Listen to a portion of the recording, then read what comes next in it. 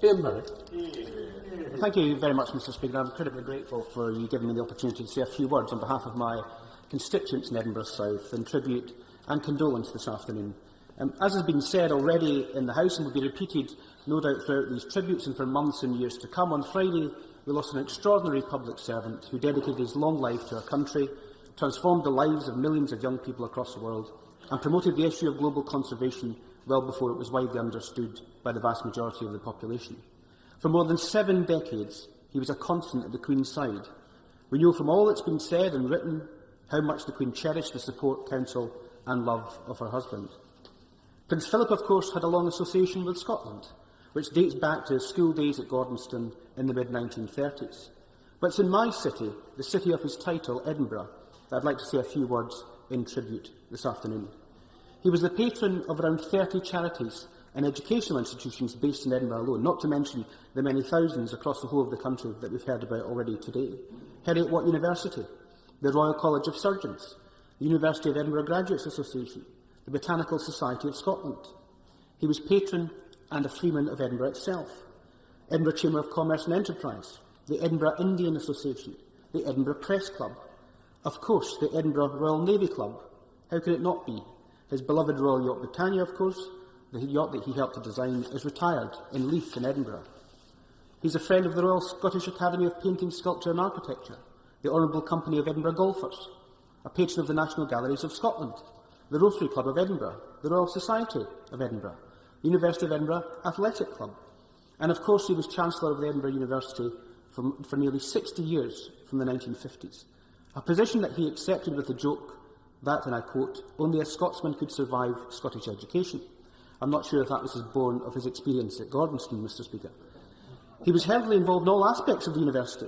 He would preside over special graduation ceremonies, he would help induct new professors, he attended long service awards for senior staff, he would attend the installation of the rector by students, he enjoyed the uproar of the rector's ceremony and complained to former Professor O'Shea that he had made the event too orderly. He partook in the granting of fellowships to postgraduate students at the University of Edinburgh, undertaking advanced and complex research.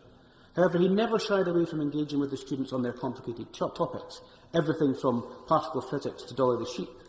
And in fact, one recipient said afterwards, "I feel I've just been put through another exam, except it was much harder than the last one."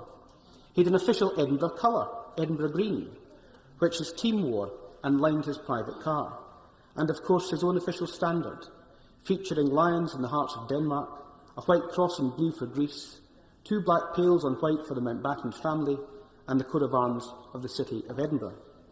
We've heard much this afternoon about the founding of the Duke of Edinburgh Awards in 1956 that he chaired until his 80th birthday.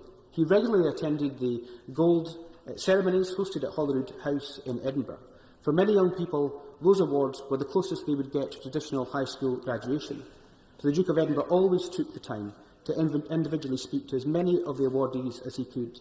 It's a scheme that transformed the life chances of young people across the world, from the Prince's own school at Gordonston all the way to the school that I attended in Edinburgh. Many will recall anecdotes of his sharp wit and humour.